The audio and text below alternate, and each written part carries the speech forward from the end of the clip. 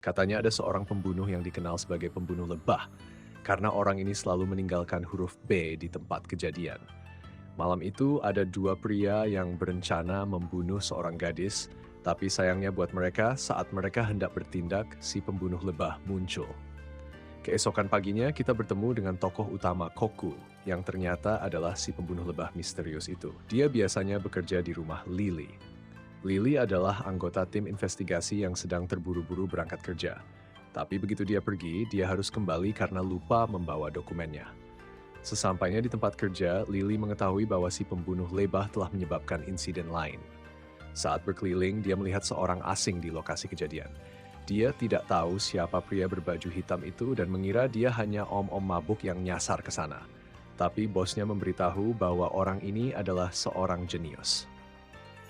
Saat mereka kembali ke kantor polisi, atasan mereka mengatakan bahwa pria itu adalah Keith Flick, seorang jenius yang pernah menghilang. Dia sudah menghilang selama 10 tahun dan sekarang telah kembali. Keith akan membantu mereka memecahkan kasus ini. Korban kali ini adalah 3 saudara yang memiliki gangguan mental dan telah menculik serta menyiksa seorang gadis yang saat ini sedang dirawat di rumah sakit. 2 dari mereka tewas dan 1 orang hilang. Tugas mereka adalah menyelidiki pembunuh bernama B yang telah membunuh 2 pria dengan gangguan mental tersebut. Bos mereka mencurigai bahwa orang ini telah terlibat dalam 15 kasus dalam beberapa tahun terakhir. Metode pembunuhannya sederhana, yaitu dengan tusukan fatal yang langsung membunuh korbannya. Keith sempat tertidur saat pengarahan kasus ini, tapi ketika dia melihat simbol B, dia menyadari sesuatu. Sementara itu, pria dengan gangguan mental yang tersisa telah mencuri kendaraan militer dan mulai membuat kekacauan di kota. Keith pergi menemui teman lamanya, seorang dokter. Setelah berbincang tentang masa lalu sebentar, Keith pergi dan melemparkan sebungkus rokok kepada dokter itu.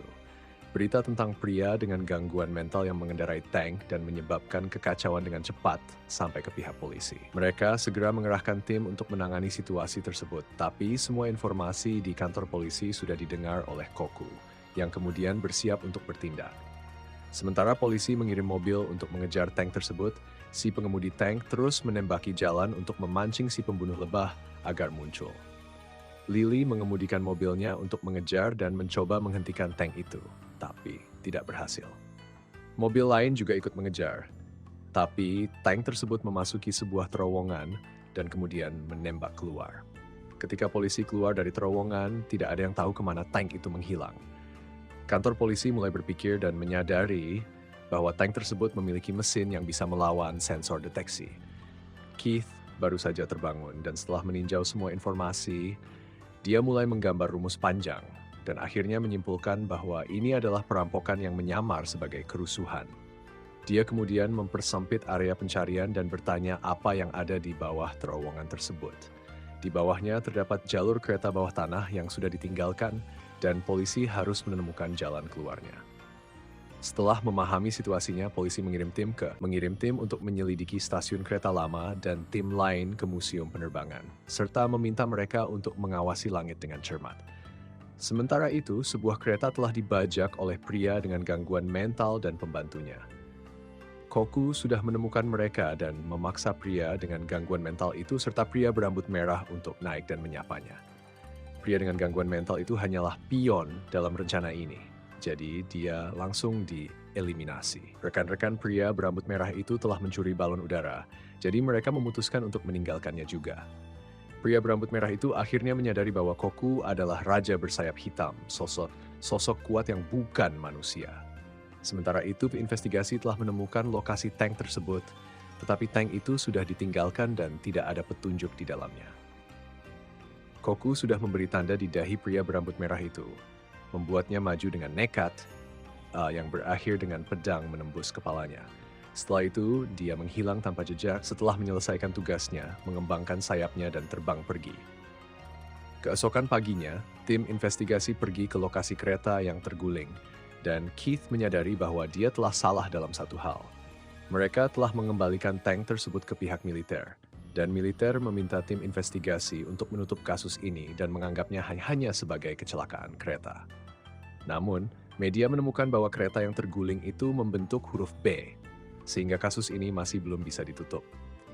Dalang yang telah mencuri balon udara menyadari bahwa dia telah menemukan apa yang dia cari, sementara Koku akan terus meninggalkan tandanya sampai orang itu menemukannya. Di suatu tempat, seseorang dengan mantel kuning sedang merencanakan eksperimen dengan menggunakan seekor kelinci untuk rencananya. Namun, rekan-rekannya malah memukul pria berjas kuning itu hingga pingsan dan memasukkannya ke dalam mesin untuk dijadikan subjek percobaan alih-alih kelinci tersebut. Orang itu berusaha berteriak sia-sia dan akhirnya mengalami kematian yang mengerikan. Ternyata ada di balik semua ini. Koku sekarang bekerja sebagai pengrajin biola di rumah Lily. Dia memiliki bakat musik yang membuat anak bosnya bertanya-tanya kenapa dia memilih menjadi pengrajin daripada menjadi musisi. Bagi bosnya, Koku adalah tipe anak dari keluarga lain yang sering dia bandingkan dengan anaknya sendiri. Di kantor polisi, mereka sedang menyelidiki sebuah organisasi bernama Market Maker, sebuah kelompok yang mengendalikan para kriminal dan perang. Atas perintah kerajaan, mereka melakukan kegiatan rahasia seperti pembunuhan, sabotas, dan infiltrasi. Tangan kanan setiap anggota ditato dengan gambar tengkorak, namun organisasi ini telah jatuh dalam kelupaan. Seluruh tim investigasi kemudian dipanggil untuk menyelidiki. Kali ini, tempat kejadian perkara dipenuhi banyak mayat dan masih ada jejak huruf B yang tertinggal. Keith kemudian tiba, tetapi dia sudah motong rambutnya dan terlihat lebih rapi sehingga Lily tidak mengenalinya. Keith memandangi simbol lebah di tempat kejadian dan menyadari bahwa ini bukan ulah pembunuh lebah karena terlalu rumit. Tidak ada yang mengerti maksud Keith. Bos Eric kemudian dipanggil untuk melihat loteng. Di sana mereka menemukan mayat yang sudah mengering. Setelah diperiksa, tubuh ini mati karena keracunan gas beracun.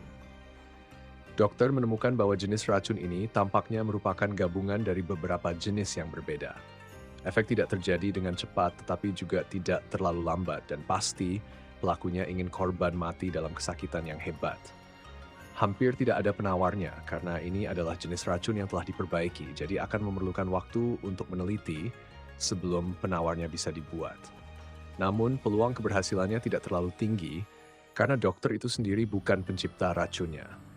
Jadi dia menyarankan Keith untuk memberitahu Eric agar menemukan pelakunya sebelum dia menggunakan racun itu untuk terorisme.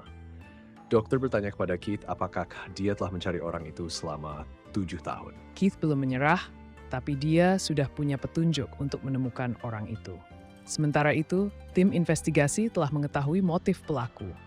Orang itu telah membunuh keluarga seorang politisi dengan gas beracun dan mungkin akan menargetkan pesta pejabat tingkat tinggi berikutnya. Karena belum ada penawarnya, mereka harus mempersiapkan diri dengan sangat hati-hati. Mayat yang mengering itu diidentifikasi sebagai seorang peneliti senior yang hilang 6 bulan lalu. Orang ini mungkin telah menciptakan gas beracun tersebut dan dieliminasi ketika sudah tidak berguna lagi. Eric kemudian meminta tim untuk menyelidiki apakah ada departemen penelitian yang baru-baru ini kehilangan bahan atau peralatan untuk membuat gas beracun. Yang lainnya pergi ke aula pesta untuk memperketat keamanan di sana dan memeriksa semua orang yang mencurigakan. Untuk menghindari kepanikan, mereka tidak diizinkan mengatakan apapun tentang gas beracun itu. Sementara itu, Koku mendengar bahwa dia dituduh sebagai pembunuh senator dan keluarganya. Dia memotong tangannya sendiri untuk meminta izin pada bosnya agar bisa pulang lebih awal. Di aula pesta, banyak polisi telah tiba untuk mengawasi acara tersebut. Lily tergoda oleh makanan yang tersaji, membuat orang-orang di sekitarnya menyuruhnya untuk tetap fokus. Belum ada yang melihat sesuatu yang mencurigakan. Koku juga telah menyamar untuk menyelinap masuk ke sana. Di pesta itu, Ben Warren menjadi pusat perhatian banyak orang. Sebagai catatan, pakaian yang dikenakan Warren sangat mahal. Pakaian aslinya bisa seharga mobil merek terkenal. Para pencuri balon juga telah menyusup ke pesta ini untuk membuat kekacauan. Di sisi pengawasan, Kayla yang berambut pirang telah menyiapkan mesin pemantau gerakan dan gestur. Jika ada seseorang yang menunjukkan tanda-tanda tidak biasa, bahkan sedikit pun, mereka akan terdeteksi. Eric memintanya untuk memantau dan mengendalikan tindakan orang lain. Dia kemudian bertanya kepada semua orang bagaimana situasinya, dan di semua area ada penjaga dan pemeriksaan tanpa ada tanda-tanda aneh. Di gerbang depan, satu-satunya hal aneh adalah Keith. Dia mencoba mengantri tapi tiba-tiba ditabrak mobil dan terlempar ke dalam air mancur. Namun, di salah satu area, polisi telah dibunuh oleh seorang penjahat yang meniru suara mereka untuk menipu orang lain. Penjahat itu telah menanam bom gas beracun di sana dan meninggalkan tempat itu dengan menyamar sebagai pelayan. Para pencuri balon mulai bergerak. Ternyata, Warren adalah salah satu dari mereka, dan dia mulai membaca sesuatu. Koku menyadari hal ini dan memutuskan untuk mengawasinya. Pria berambut pirang kemudian terdeteksi sebagai orang yang mencurigakan. Orang-orang dengan cepat berlari dan menghentikannya sebelum dia bisa menusuk seorang pejabat dengan pisau. Mereka awalnya mengira dia hanya menggunakan ancaman gas beracun, tapi ternyata dia sebenarnya menggunakan pisau. Ketika dia menyadari bahwa tim investigasi juga ada di sana, dia berteriak untuk memberitahu rekan-rekannya. Para rekan segera memutus aliran listrik di seluruh aula. Mario yang berambut pirang, yang baru saja menangkap pria tersebut, menginterogasinya tentang apa yang baru saja dia lakukan. Dia mengungkapkan bahwa dia dan rekan-rekannya telah mengambil alih tempat ini. Pada pukul 9 malam, gas beracun akan menyebar dan membunuh semua orang di dalamnya. Jika ada yang ingin selamat dan menghentikan semua ini, mereka harus membunuh wali kota. Semua orang panik dan meminta untuk membobol pintu agar bisa melarikan diri. Mario mengira orang ini gila, tapi dia tidak peduli karena ini akan menjadi tragedi paling spektakuler dalam hidupnya. Dan aksi teror ini akan disebutkan nanti. Namanya akan diingat selamanya, sementara korban dan polisi seperti mereka tidak akan diingat. Dia mengejek Mario dan menyebutnya tidak berarti. Sementara itu, kakak Kayla di ruang pemantauan berjuang untuk meretas kembali sistem dan meminta semua orang untuk tenang dan tidak terburu-buru. Mario menyadari bahwa orang ini sangat tidak beruntung telah membuat Kayla marah. Selama waktu itu, Koku telah mengikuti Warren keluar. Warren mengungkapkan identitasnya sebagai dalang di balik pembuatan gas beracun tersebut. Dia mengatakan bahwa dia membutuhkan tubuh Koku, tetapi tidak perlu Koku hidup. Kedua belah pihak kemudian dalam pertarungan. Dan ini tidak semudah melawan pria berambut merah sebelumnya. Koku kemudian bertanya siapa mereka, tetapi orang itu tidak menjawab dan malah mengambil skateboard yang ada di dekatnya untuk melarikan diri. Dia meluncur di dinding bangunan dan kemudian mendarat untuk melanjutkan pelariannya. Keith menyadari hal ini dan berlari untuk membajak mobil dari rekan kerjanya agar bisa mengejar mereka. Sementara itu, Koku dan orang itu saling mengejar di jalan pegunungan. Kedua belah pihak terus-menerus dekat satu sama lain. Pengguna skateboard mencoba menyerang dengan senjata api, tetapi Koku terus menghindar karena dia tahu informasi tentang orang yang perlu dia temukan. Dia kemudian meluncur turun dari gunung dan memberitahu rekan-rekannya bahwa Raja telah mendarat dan melanjutkan pengejaran. Dia lalu melemparkan bom dan kita kembali ke pihak polisi. Kayla secara bertahap berhasil mengalahkan orang yang meretas sistem. Ketika situasinya mulai kacau, orang-orang pencuri balon turun tangan untuk mengeliminasi orang ini karena dia sudah tidak berguna lagi. Perlawanan berhenti, jadi Kayla mengambil alih kontrol sistem dan membantu orang-orang di dalam melarikan diri, sambil juga membantu tim penjinak bom. Tapi, pemimpin langsung mengaktifkan pelepasan gas. Gas mulai menyebar ke seluruh aula dan banyak orang menghirupnya. Seluruh tim investigasi tidak bisa melarikan diri tepat waktu. Eric bilang ke Kayla untuk mengalihkan gas ke ruangan kosong menggunakan sistem ventilasi, mengatakan bahwa dia akan bertanggung jawab jika ada kesalahan. Dia kemudian menelepon Keith yang berpikir gas beracun itu palsu karena kejadian ini hanya diatur oleh dua narsisis. Mereka tidak punya nyali untuk menahan gas beracun yang menyakitkan itu. Jadi pasti itu hanya gas anestesi. Dan sepertinya dua pelaku kejadian ini sudah diambil alih oleh kelompok kriminal lain. Kelompok di belakang mereka tampaknya sedang mengincar target yang berbeda. Keith menyadari bahwa lingkaran gila sedang terbuka. Pencuri balon kini telah berkumpul. Mereka melakukan semuanya hanya untuk satu tujuan. Tujuan mereka adalah membawa Raja Sayap Hitam kembali kepada mereka. Sementara itu, Koku telah dipancing ke sebuah danau. Di sini, pria berambut putih memberitahunya betapa bermaknanya tempat ini. Tetapi dia mengabaikan kata-katanya dan hanya ingin tahu di mana gadis itu berada. Dia tahu Koku menganggap gadis itu sebagai cahaya dalam hidupnya. Karena ingatan Koku hampir lenyap dan sekarang dia tersesat serta tidak tahu apa arti hidupnya. Dia membawa Koku ke sini untuk membuatnya mengingat segalanya. Beberapa gambar muncul menyebabkan Koku berubah dan bergegas menyerang. Dia sekarang menyadari satu hal bahwa orang yang mengunci ingatan Koku adalah Koku sendiri. Koku ingin melupakan semua yang terjadi hari itu dan dia tidak akan memaafkan Koku yang berani melupakan dirinya. Keith masih belum tahu apa yang sebenarnya dia kejar. Adapun pertarungan di sisi lain, setelah beberapa kali saling menyerang, Koku adalah pemenangnya. Dia berhasil menikam pria berambut putih itu di kepala dengan pisau. Dia bisa mendapatkan gadis itu kembali ke tubuhnya dan berhasil membunuh pria berambut putih itu di jantungnya. Dia bilang pada Koku untuk memotong kaki kirinya karena itu akan berguna di suatu saat nanti. Kemudian dia memberikan petunjuk terkait dengan rasi bintang sebelum akhirnya meninggal dunia. Sementara itu, tim investigasi sudah bangun. Mereka memang telah menghirup gas anestesi, tetapi wadah gas yang asli juga ditemukan. Namun, di dinding tempat wadah gas berada, ditemukan 2 kulit manusia yang ditempel. Keith dan rekannya sudah tiba di danau yang sama dari sebelumnya, tetapi sepertinya mereka sudah terlambat. Lily sekarang merasa bahwa kasus-kasus terbaru ini somehow terkait, dan mereka tidak bisa memecahkan apa-apa. Tapi Mario membacakan sumpah yang mereka ucapkan saat menjadi polisi. Mario percaya mereka hanya perlu menyelesaikan kasus-kasus yang akan datang, dan entah bagaimana petunjuk-petunjuk itu akan membawa mereka pada jawaban akhir. Jadi berpikir tanpa arah sekarang tidak ada gunanya. Bertahun-tahun yang lalu, orang yang dicintai Keith telah dibunuh dengan brutal. Dia sangat tertekan saat itu, tetapi semua cara. Usahanya untuk menemukan pembunuh orang yang dicintainya menemui jalan buntu. Koku dalam perjalanan ke perpustakaan saat Lily memberinya tumpangan. Lily terus bertanya apakah dia memiliki pacar, tetapi Koku mengalihkan pembicaraan ke mengapa dia tidak berada di tempat kerja hari ini. Namun Lily terus bertanya tentang tipe Koku untuk memperkenalkan seseorang kepadanya. Keith juga berada di perpustakaan, di mana pustakawan memberitahunya bahwa kartu perpustakaan dan ID-nya sudah kedaluarsa setahun yang lalu.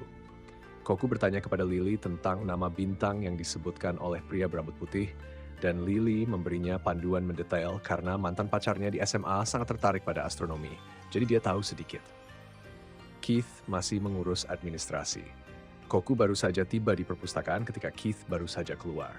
Tiba-tiba, Koku teringat kata-kata pria berambut putih dan berbalik untuk memeriksa, sementara Keith baru saja terjatuh di luar. Keith kemudian kembali ke apartemennya dan mendapati lift rusak, jadi dia harus naik tangga. Saat dia sampai di kamarnya, dia menemukan Lily di sana. Lily memiliki urusan dan ingin bertemu dengan Keith, tetapi dia ingin Lily pergi. Namun, Lily bersikeras tetap tinggal, jadi Keith harus mempersilahkannya masuk. Keith kemudian memasak makanan, sementara Lily mengeluarkan berkas tentang pembunuh lebah dan membacakannya kepadanya. Keith tampak tidak tertarik, tetapi mendengarkan dengan penuh perhatian tanpa mengganggu. Lily merasa aneh karena akhir-akhir ini pembunuh lebah tidak menyebabkan kasus yang mencolok seperti sebelumnya. Keith memberinya semangkuk sup yang dia masak dan meminta Lily untuk pergi setelah makan. Boris, rekannya yang berada di bawah, mengenali mobil Lily dan mengetahui bahwa dia ada di rumah Keith, mencurigai ada sesuatu yang mencurigakan di antara mereka. Lily kemudian menyatakan kebingungannya dalam pikirannya dan berpikir bahwa Keith bisa menjelaskannya. Dia kemudian menunjukkan contohnya menggunakan kue. Menggunakan setiap kue untuk menggambarkan kasus dan karakter dalam insiden terbaru. Hasilnya adalah kekacauan tanpa hubungan yang jelas satu sama lain. Namun, dia percaya bahwa Keith bisa menjelaskan semua ini. Dia ingin Lily merapikan kekacauan ini sebelum bertanya. Tetapi, karena Lily tidak bisa, itulah sebabnya dia datang untuk bertanya kepada Keith. Keith ingin Lily meminta maaf kepada kue-kue dan pembuatnya karena berani bermain-main dengan makanan seperti ini. Dia mengira Lily adalah orang bodoh, tetapi tidak menyangka dia menyadari bahwa ada kekuatan ketiga yang mengendalikan segalanya dari balik bayangan. Saat ini, keadaan seimbang. Tetapi ketika kegelapan perlahan menghilang, kekuatan ini akan bertindak. Kekuatan ini akan menelan segalanya dan mereka hanya bisa menonton tanpa bisa berbuat apa-apa. Keith kemudian membersihkan semuanya dan ingin Lily berhenti terlibat dalam kasus ini. Dia berpikir bahwa ini bukan kasus yang bisa dihadapi orang penasaran sepertinya. Lily menolak membuat Keith marah. Boris mendengar sesuatu dan menerobos masuk, menemukan Keith tertindih oleh Lily. Lily kemudian harus menjelaskan bahwa itu karena Keith tergelincir dan jatuh. Tiba-tiba Kayla tiba karena Boris mengatakan ada sesuatu yang menarik di sini. Mario juga akan segera tiba. Boris menjelaskan bahwa itu karena dia tidak tahu cara menggunakan telepon. Kayla tidak tahu mengapa pintunya rusak. Sementara itu, kekuatan misterius kini membutuhkan semacam serum untuk menjaga kekuatan mereka. Mereka cukup frustrasi karena menangkap Koku masih tertunda. Bahkan orang berbakat seperti pria berambut putih telah kehilangan nyawanya. Boris sekarang disalahkan oleh Keith karena telah mengubah rumahnya menjadi tempat berpesta. Dia bertanya apa pendapat Keith tentang Lily, dan Keith mengatakan langsung bahwa Lily seperti orang bodoh.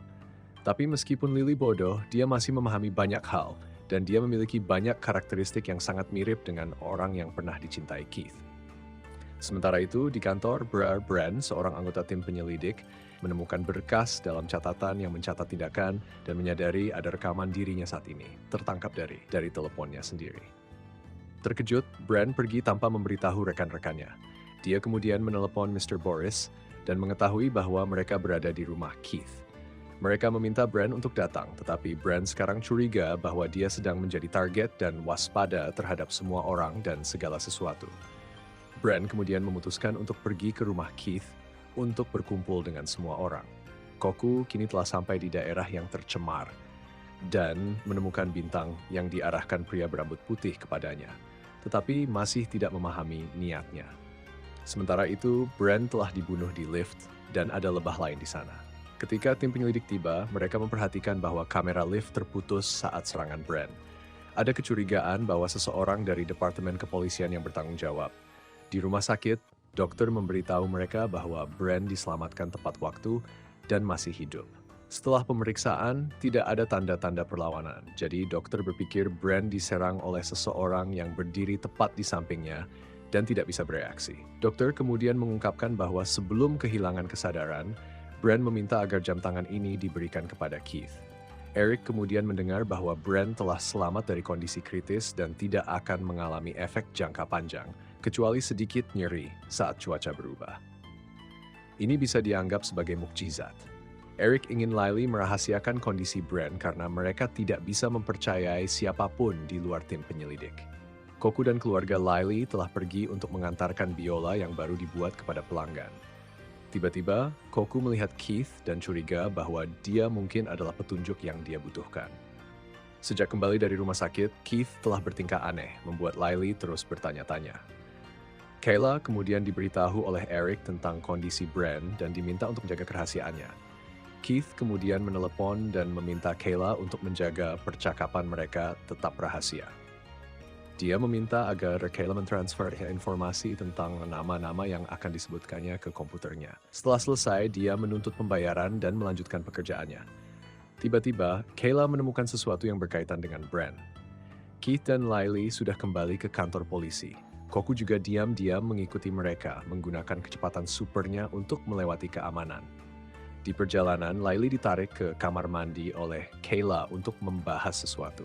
Dalang dibalik semua ini, sekarang bersembunyi dan anggota paling brutal dari kelompok tersebut telah meminta lebih banyak serum dan memutuskan untuk menunggu kabar dari mata-mata di kepolisian. Kalau ada yang salah sekarang, mereka akan berurusan dengan orang itu. Konflik internal muncul antara anggota brutal ini dan asisten perempuan komandan yang bertengkar tentang kelangkaan obat tersebut dan efeknya yang semakin lemah, sementara dia terus menggunakannya dengan boros. Kayla ditugaskan untuk memulihkan data dari komputer Brand yang rusak. Dia kemudian menunjukkan kepada Lily informasi tentang 2 pegawai kantor polisi, serta berkas-berkas banyak orang lainnya. Setiap berkas berisi rekaman video orang tersebut. Kayla membuka berkas Lily dan menjelaskan bahwa aplikasi ini memungkinkan pemiliknya untuk menyusup ke perangkat apapun yang bisa merekam, baik perangkat itu sedang menyala atau mati. Mereka akan mengetahui siapa di balik semua ini segera setelah mereka mengungkap semua rahasia dari komputer Brand. Mereka juga membahas Keith dan daftar pegawai yang Kayla berikan padanya sebelumnya, yang terkait dengan tim investigasi dalam 5 tahun terakhir. Tiba-tiba komputer Kayla mati, dan mereka curiga kalau dalang di balik semua ini telah menemukan mereka. Lily menyarankan untuk mencari Keith karena dia mungkin bisa melakukan sesuatu. Keith telah pergi menemui dokter dengan Koku yang menguping di dekatnya. Dokter cukup senang karena Brand telah diselamatkan, sementara Keith masih mengeluh tentang kopi yang buruk yang diberikan dokter. Dokter pernah berpikir untuk menemukan obat yang bisa menyembuhkan sifat buruk Keith. Setelah mengobrol sebentar, Keith memutuskan untuk pergi menangkap pelakunya. Sementara itu, anggota brutal dari kelompok tersebut mulai mengalami gejala putus obat karena kekurangan pasokan. Tiba-tiba, beberapa preman mendekat dan mencoba merampoknya, memaksa dia untuk menunjukkan siapa yang sebenarnya kuat di sini. Seorang pemuda berkacamata dari kelompok itu datang untuk campur tangan dan menyuntiknya dengan obat tersebut. Saat polisi tiba, kemudian dia menunjukkan tato yang membuat polisi patuh. Dan melalui tato ini, kita mengetahui bahwa kelompok ini adalah pembuat pasar yang dulu Brand tunjukkan kepada Kayla. Setelah itu, Laylee pergi ke kantor di mana hanya ada satu rekan kerja yang tersisa.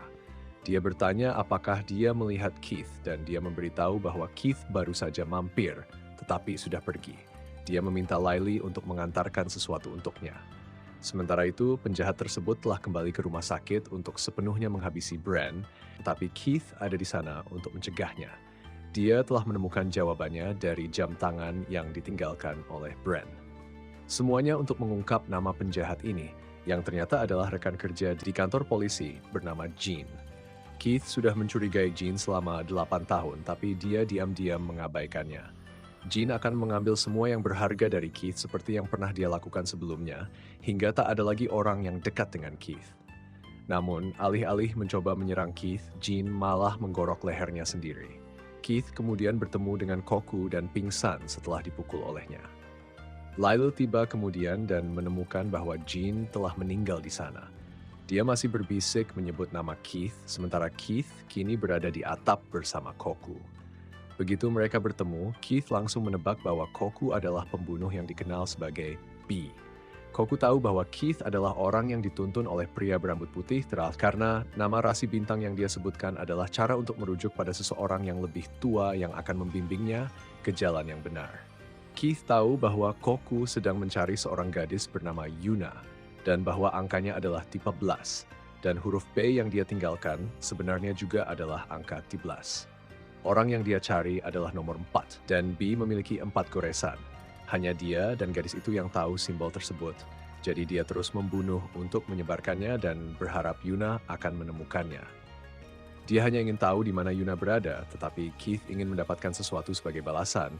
Jadi dia memintanya untuk bertemu di kuil pada hari itu. Boris kini telah membawa Mario ke tempat Keith dulu bekerja untuk menyelidikinya. Mereka mencurigai Keith sebagai pembunuh Jean dan ingin menangkapnya untuk diadili. Bertahun-tahun yang lalu, Keith pernah menangkap dan menginterogasi seorang pembunuh tanpa izin. Laylee sekarang pergi menemui dokter untuk menanyakan tentang Keith. Setelah mendengar situasinya, dokter langsung tahu bahwa Keith bukan penyebab kematian Jean, karena Keith tidak akan pernah bertindak seceroboh itu. Dari masa lalu, Keith selalu menjadi orang yang tidak menyenangkan She's-net, tapi orang-orang baik selalu tertarik padanya dan tetap di sisinya. Dan Laylee adalah salah satu dari mereka. Setelah Laylee mendapatkan informasi yang cukup, dia pergi. Dan dokter berpikir bahwa Lily terlihat persis seperti orang itu. Keith kemudian ditemukan oleh Boris yang memberinya informasi. Dia tahu bahwa Keith tidak bersalah, jadi dia memberikan informasi itu dan membawanya ke kuil untuk bertemu Koku. Saat mereka bertemu, Keith memberitahu Koku apa yang telah dia temukan tentang dirinya. Bertahun-tahun yang lalu, kerangka bersayap digali dan diduga ada makhluk yang lebih tinggi dari manusia, jadi mereka bereksperimen pada orang-orang yang masih hidup untuk mengubah mereka menjadi entitas yang lebih tinggi. Negara itu meminta dukungan publik, tetapi semuanya secara bertahap terhenti, sehingga mereka harus melakukan perkawinan sedarah untuk menciptakan manusia yang menjanjikan. Tetapi itu juga tidak membuahkan hasil. Namun, seorang ilmuwan datang dan memberitahu raja bahwa dia akan mengubah situasi. Akhirnya, orang-orang yang menjanjikan itu dikirim untuk menjadi agen intelijen dan dikenal sebagai pembuat pasar. Mereka membunuh untuk pemerintah agar mendapatkan perlindungan. Dan saat ini penelitian itu mengalami terobosan ketika menghasilkan 2 entitas yang berhasil. Namun sebuah tragedi terjadi dan yang Koku ingat adalah adegan saat Yuna dipisahkan darinya dan bau mesiu yang menyengat. Koku tidak tahu bagaimana Keith menemukan informasi tentang dirinya. Jadi dia mengungkapkan bahwa salah satu dari 3 dokter Jepang yang membantu menciptakannya adalah ayahnya. Dan dia adalah orang pertama yang berhasil memecahkan penelitian itu pada usia 12 tahun. Tiba-tiba seorang gadis datang dan menyerang Koku. Dia mendorong Keith menjauh dan mulai bertarung. Koku terus-menerus menangkis serangan gadis itu, dan pertarungan mereka menyebabkan pilar-pilar kuil rusak, hingga akhirnya seluruh kuil runtuh memperlihatkan wajah asli gadis itu. Saat Koku mendekat, Keith memintanya untuk tidak membunuhnya. Ingatan kembali membanjiri, membuat Koku menyadari bahwa gadis itu adalah orang yang selama ini dia cari, Yuna. Tapi Yuna membencinya, membuat Koku sadar bahwa inilah saatnya untuk menebus dosa-dosanya. Yuna percaya bahwa Koku adalah orang yang telah membunuh teman-temannya yang lain. Dia tidak akan pernah memaafkannya. Kini Koku dihadapkan pada dua pilihan. Pertama, mati di tangan orang yang paling dia cintai. Atau kedua, mengambil tindakan melawan Yuna. Koku ingin menjelaskan, tapi Yuna tidak mau mendengarkan. Keith harus memanjat ke atas sini, namun Yuna sudah menusuk Koku sekali. Meskipun begitu, Koku tetap memeluk Yuna dan merasa bahagia karena telah menemukannya lagi. Yuna sekarang mengingat Koku, mengenang kenangan bahagia bersama dari masa lalu, dan menyalahkannya karena menghilang begitu lama. Namun, tak lama setelah pertemuan mereka, keduanya ditusuk oleh pemimpin dengan satu tusukan yang menembus keduanya sekaligus. Koku dengan marah berubah untuk bertarung dengan tegas. Tapi sebelum dia bisa melakukan apapun padanya, dia ditembak oleh dua anak buahnya. Keith harus menyiapkan amunisi untuk membantu Koku. Si brutal mendekati Koku dan menusuknya, tapi Koku menendangnya menjauh. Pria berambut putih itu membuat pasak jatuh, menusuk si brutal dan Koku. Dia lalu berdiri di hadapannya dan menyebutnya menyedihkan. Saat dia menarik pasak itu, Koku berusaha keras berpegang pada tanah. Pasak-pasak itu tertarik keluar dan Keith tiba lalu menembaknya sekali. Dia hanya berdiri di sana membiarkan Keith menembaknya, dan rasa percaya diri yang berlebihan itu memberinya pelajaran. Tembakan ke tangannya tidak sembuh, jadi bawahannya memintanya untuk berhenti mencoba membunuh Keith dan kembali untuk perawatan segera sebelum terlambat. Meskipun frustrasi, dia dan komplotannya harus berpegangan pada pasak untuk pergi. Keith kemudian membawa Koku kembali ke mobil dan mengetahui bahwa dia menyimpan buku catatan ayahnya. Ayahnya pernah mengatakan bahwa Koku akan mengenali gambarnya dalam diri Keith dan mencarinya. Sekarang, Koku sedang bermimpi tentang kenangan lama. Di masa lalu, dia tinggal bersama banyak anak-anak istimewa lainnya di sebuah kastil bersama ayah Keith. Yuna sering diintimidasi oleh anak-anak lain karena dia lemah, dan Koku selalu datang untuk membantunya. Tapi dia tidak bisa menang melawan mayoritas karena saat itu dia juga belum kuat. Dia pernah bertanya kepada ayah Keith mengapa yang lain begitu kuat dan mengapa dia tidak ingin menjadi bagian dari keluarga. Ayah Keith menjawab bahwa dia tidak ingin menjadi bagian dari keluarga, sementara dia hanya dilarang menggunakan mata kirinya. Pria itu percaya bahwa kekuatan fisik bukan segalanya. Tetapi Koku menganggap itu hanya kata-kata indah dari orang dewasa. Dia percaya jika dia tidak menjadi lebih kuat, dia tidak akan bisa melindungi siapapun. Yuna kemudian menariknya ke samping untuk berterima kasih padanya. Koku tidak mengerti mengapa dia tidak mengatakannya saja di sekolah, tetapi Yuna takut dia akan dibully lagi. Namun Koku mengklaim bahwa dia tidak sedang dibully. Koku berjanji untuk selalu melindungi Yuna dan menunjukkan tanda rahasia padanya. Tanda yang dia gambar adalah angka 13 yang mewakili dirinya dan angka Romawi 4 untuk Yuna yang kemudian disalahartikan oleh orang-orang sebagai huruf B. Malam itu sekolah diserang. Koku ingin lari dan menyelamatkan Yuna, tetapi ayah Keith mempercayakannya kepada seseorang bernama Kirisame untuk melindungi Koku dan membawanya ke tempat aman, sementara dia sendiri akan mencari Yuna. Sementara itu, Yuna ketakutan dan menggambar tanda itu untuk memanggil Koku, tetapi Minatsuki yang berambut putih mencapainya lebih dulu, mengaku sebagai saudara Koku dan membujuk Yuna untuk mengikutinya.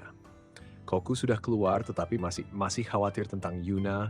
Kirisame mengatakan bahwa mereka akan pergi ke tempat persembunyian dan Yuna akan datang nanti.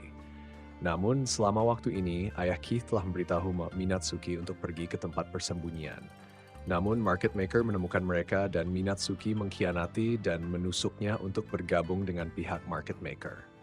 Koku dibawa ke tempat persembunyian, tapi musuh telah menemukan mereka.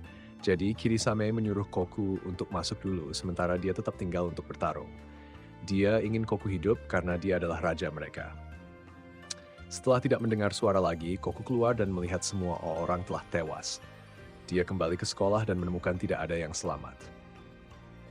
Tanda Yuna yang tersisa membuatnya hanya bisa meminta maaf. Dia bertemu lagi dengan ayah Keith. yang memberinya buku catatan berisi informasi dan tujuannya. Apa yang dia butuhkan adalah menemukan Yuna lagi. Pria itu tahu Koku suatu hari akan menemukan Keith dan berharap dia akan membimbingnya saat itu. Koku kemudian kembali ke tempat persembunyian dan memutuskan untuk menyematkan bagian terkuat dari teman-temannya ke tubuhnya. Koku kemudian terbangun dan memberitahu Keith bahwa matanya memiliki kemampuan untuk memanipulasi ingatan, dan dia telah menyegel ingatannya sendiri untuk menghindari rasa bersalah. Namun ketika dia melihat ke mata Yuna, dia ingat semuanya. Sementara itu, Eric ditekan oleh atasannya untuk menemukan Keith secepat mungkin, atau seluruh kantornya akan dibubarkan. Kepala polisi ini bekerja sama dengan Minatsuki dan memberinya akses ke informasi dari Departemen Kepolisian. Dia teringat saat dia harus memotong tangannya yang tidak bisa sembuh, dan dia bekerja sama dengan sosok misterius. Orang ini mengenali sesuatu ketika melihat peluru Keith. Pada saat itu, rumah Keith telah dikelilingi dan diperiksa oleh polisi. Lily melihat tumpukan rumus milik Keith dan merasa bingung. Seluruh ruangan dipenuhi dengan rumus seolah-olah telah dicat putih. Keith mengungkapkan bahwa dia mencurigai dokter karena sejak hari pertama mereka bertemu lagi, dia telah menanamkan alat penyadap di dalam bungkus rokok dan memberikannya kepada dokter. Dokter adalah perokok berat dan bungkus rokok itu habis dalam 1 hari. Tetapi Keith mengetahui bahwa dokter masih berbicara dengan saudara perempuannya. Oleh karena itu, dia akan menggunakan Lily sebagai umpan. Lily kemudian pergi menemui dokter tanpa mengenakan jaket. Dia membiarkan dokter melihat tato bintang 2 di punggungnya, yang digambar Keith untuk menarik perhatian dokter. Tentu saja, dokter tertarik dengan umpan tersebut dan Lily juga bertindak seolah-olah dia benar-benar menyukai Keith, membuat semua orang tertawa saat mereka kembali ke ruang interogasi, sementara Keith memerah. Dokter masih mencurigai ini adalah jebakan Keith, jadi dia sedikit berhati-hati. Sementara itu, Minatsuki marah dan dikritik oleh saudara kembar orang yang baru saja dibunuh Koku. Dia marah dan mencekiknya sampai mati, lalu melemparkannya. Dokter kemudian menemukan Lily sedang menunggu bus. Sementara Keith sedang menyelidiki siapa yang benar-benar membunuh saudara perempuannya, dia semakin dekat dengan jawaban. Eric ingin dia kembali ke kantor polisi untuk membersihkan namanya, tetapi dia menolak karena sekarang dia lebih dekat dengan kebenaran daripada sebelumnya.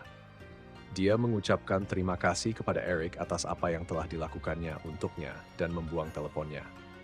Pagi berikutnya, Lily menelepon Mr. Boris ke rumah Keith dan memberitahunya bahwa dia melihat rumus merah di langit-langit yang sudah lengkap, dan setelah di-decode, dia menemukan gambar ini. Mr. Boris tahu gambar siapa ini dan bagaimana hubungannya dengan kembalinya Keith setelah bertahun-tahun. Dia mengungkapkan bahwa ini adalah saudara perempuan Keith dan dia telah dibunuh 8 tahun yang lalu. Keith sekarang tahu bahwa kelompok yang dikejar Koku bukanlah manusia. Mereka mulai kehilangan kesadaran pada usia 20 tahun dan membutuhkan cairan kuning itu untuk bertahan. Namun seiring berjalannya waktu mereka akan menjadi semakin gila dan satu-satunya cara untuk menghentikannya adalah dengan membunuh mereka. Setelah mendengar penjelasan itu, Keith ingin mencari sesuatu untuk dimakan. Lily kemudian pergi menemui Eric dan mengatakan bahwa dia ingin mengubah arah penyelidikan. Eric ingin mendengarkan nanti, tetapi Lily berargumen bahwa jika mereka terus seperti ini, mereka tidak akan menemukan Keith. Namun, Eric mengatakan bahwa dia menghalangi penyelidikan dan jika dia tidak suka, dia harus menyerahkan rencananya dan pergi. Dia tidak membutuhkan orang bodoh yang tidak bisa mengikuti perintah. Lily marah dan meletakkan rencananya lalu pergi. Namun, ini adalah niat Eric untuk membiarkan Lily mencari Keith sendiri karena dia tahu Lily berada pada level yang sama dengan Keith. Jadi, dia membiarkannya pergi mencari Keith sendiri karena sekarang seluruh departemen sedang dipantau oleh market maker. Dan sejujurnya, tidak bisa menemukan Keith, jadi dia akan mengambil risiko dengan Lily. Eric kemudian pergi ke tempat Kayla untuk memantau kemana Lily pergi. Mr. Boris telah memasang pelacak di mobil Lily dan sekarang dia pergi kemana-mana untuk mencari Keith. Dia mengikuti petunjuk dan bertanya kepada orang-orang di jalanan.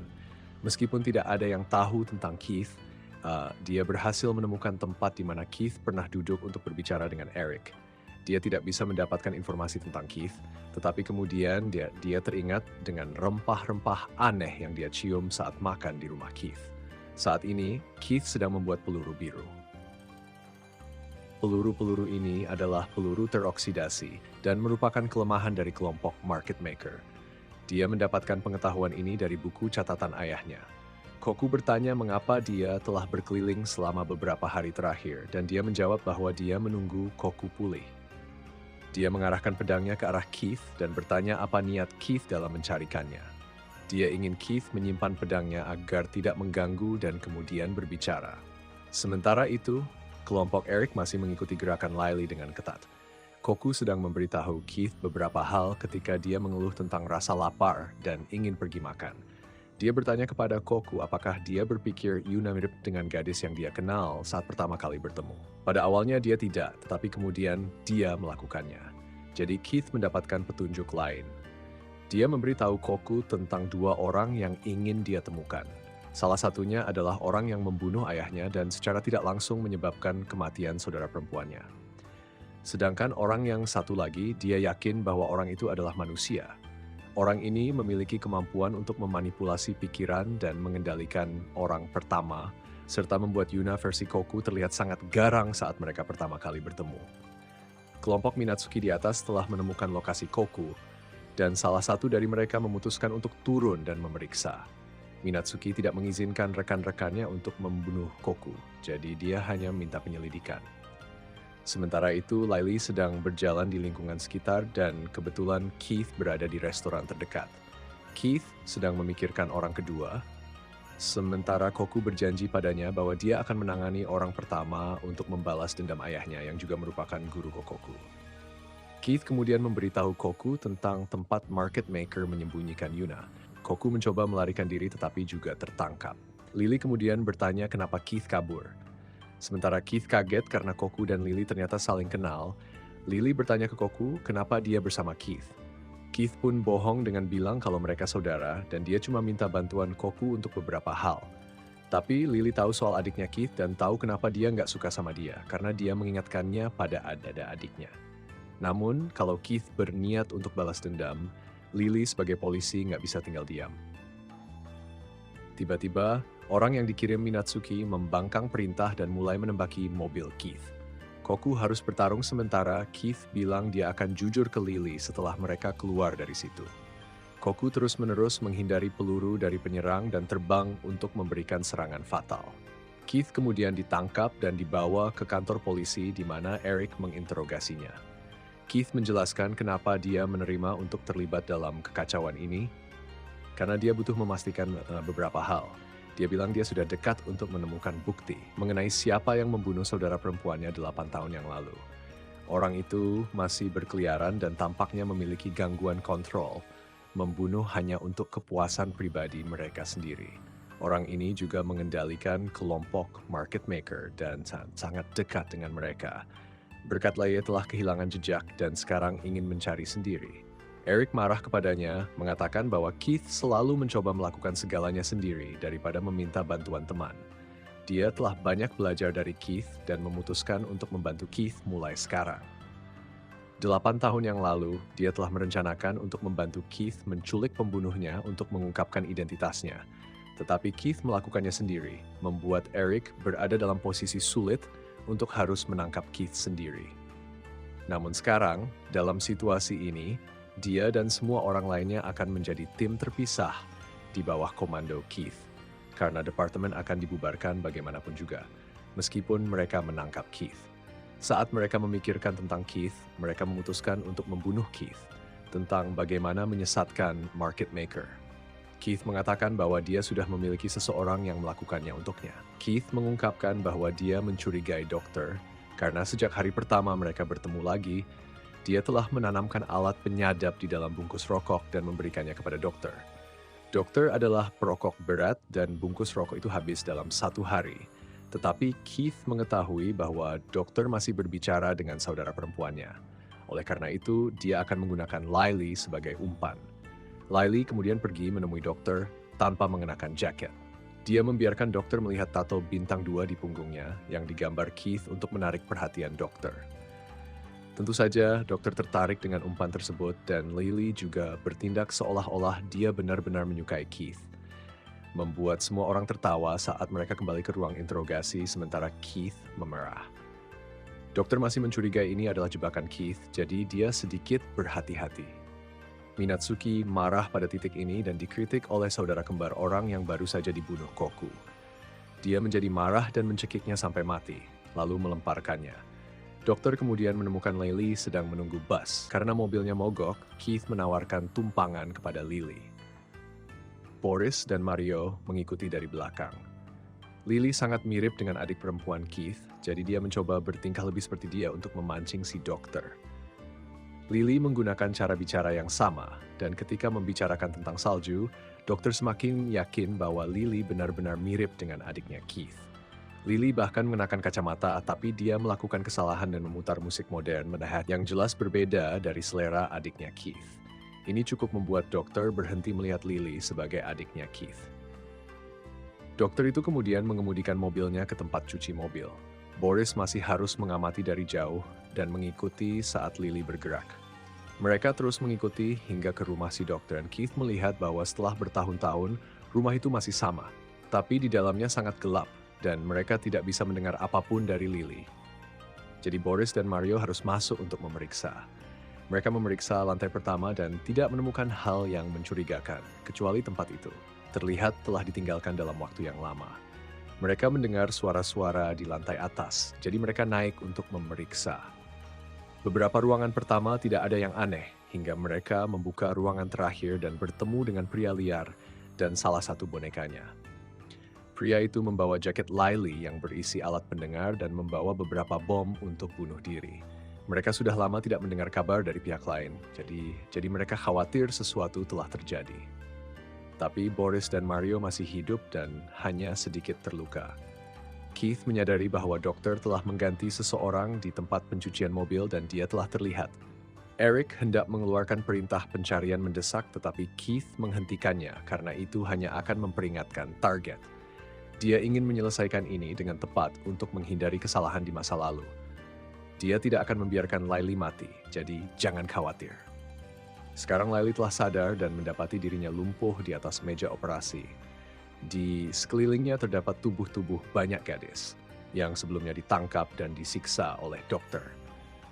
Dokter menghapus tanda bintang itu, segera mengetahui ini pasti ulah Keith. Dia tahu tempat ini akan segera ditemukan, jadi dia memutuskan untuk membuat Keith menyesal meskipun dia menemukan tempat ini. Koku sekarang sedang menunggu di gunung bersalju karena Keith pernah memintanya untuk berdiri di sana dan melompat turun, lalu menyebarkan sayapnya pada saat yang tepat agar angin membawanya ke awan. Di sana dia akan menemukan balon udara besar yang tersembunyi dengan Yuna menunggunya di dalamnya.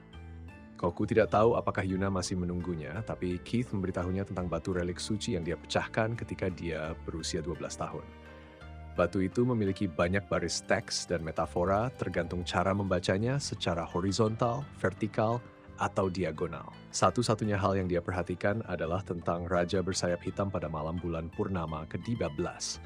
Pria yang dipilih oleh dua pendeta perempuan mendapatkan kekuatan. Dia bisa menyelamatkan nyawa Raja.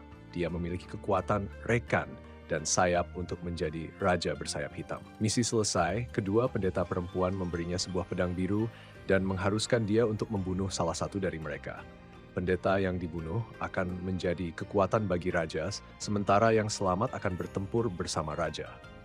Dia mengenali pedang itu dari Kirizama di masa lalu, dan pendeta yang terbunuh adalah yang berambut putih yang pernah bertarung dengannya sebelumnya. Menyadari keakrabannya, dia khawatir akan membiarkan Yuna menghadapi kematian. Keith ingin dia menerima takdir, atau jika tidak suka, melawannya.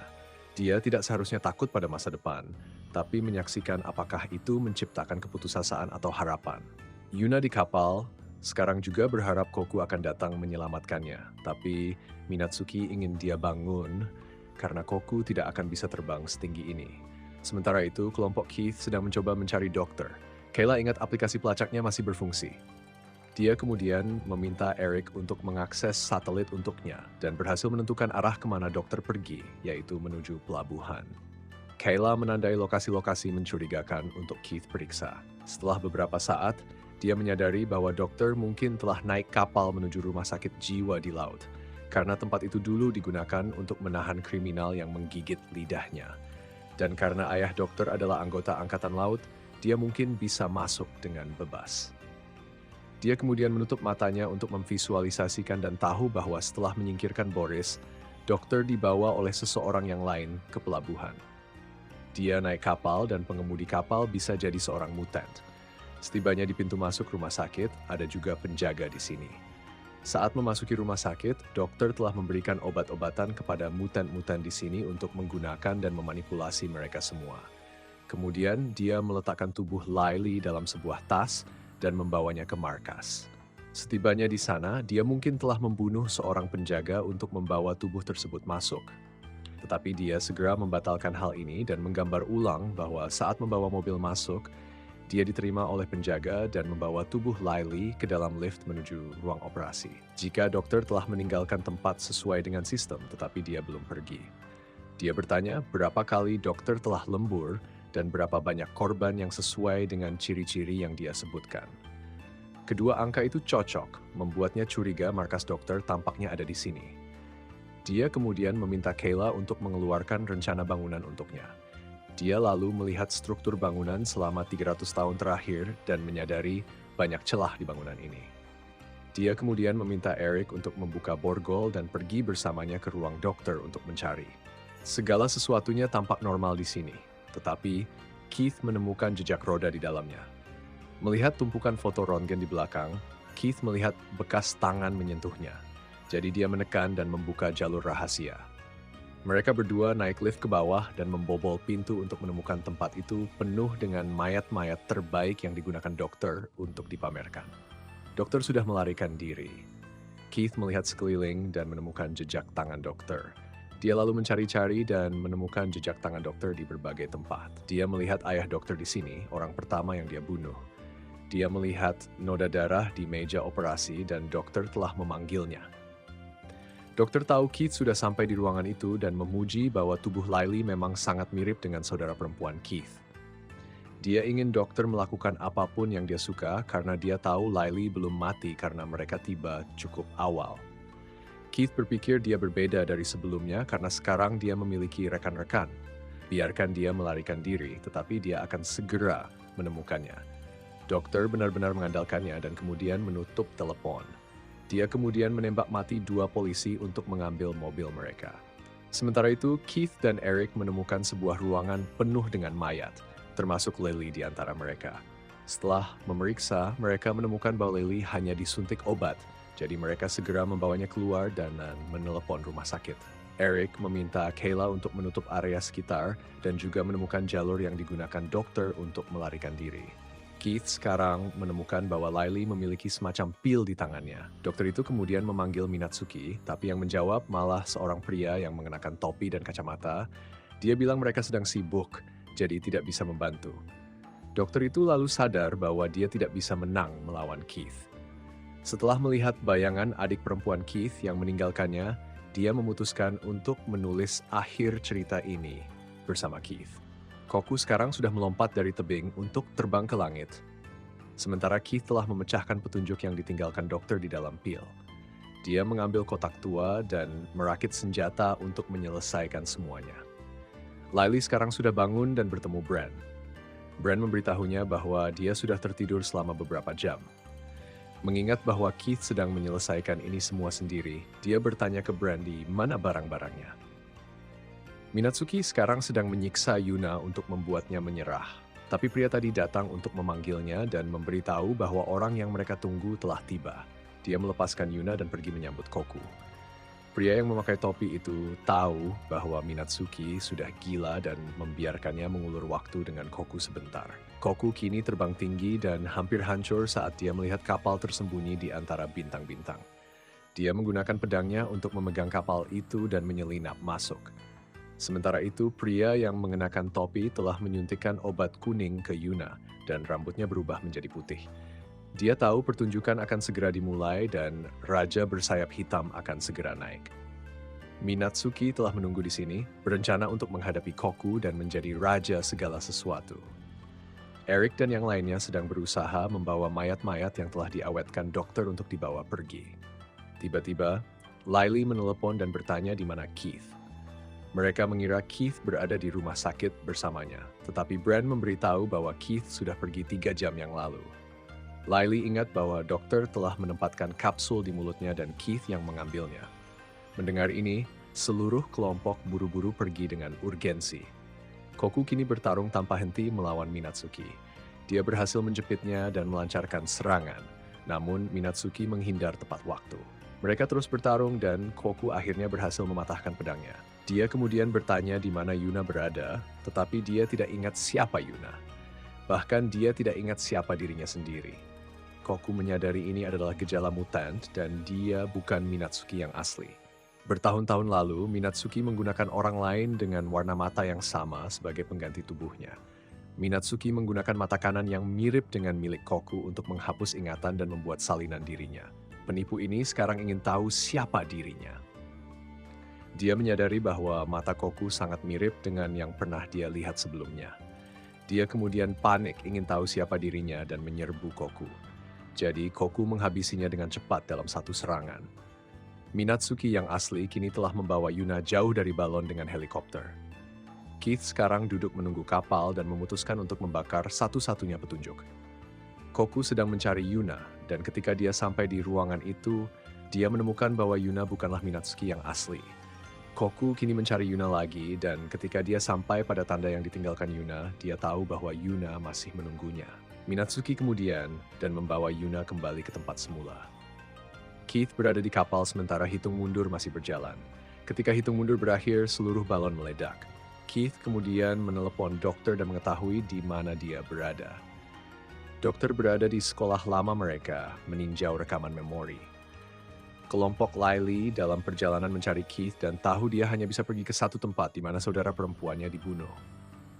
Keith bertanya kepada dokter tentang siapa yang membantunya, dan jawabannya sesuai dengan dugaan Keith, yaitu para mutant. Dokter memberitahu Keith bahwa pemimpin serangan beberapa tahun lalu adalah dirinya sendiri. Dia telah menggoda Minatsuki untuk membunuh ayah Keith dan menipu Minatsuki agar percaya sepenuhnya. Alasan Minatsuki tidak menggunakan kontrol padanya adalah karena Minatsuki sendiri adalah yang dikendalikan olehnya. Dia mengatakan kepada Minatsuki bahwa jika dia bisa membunuh Koku, dia akan menjadi raja yang baru.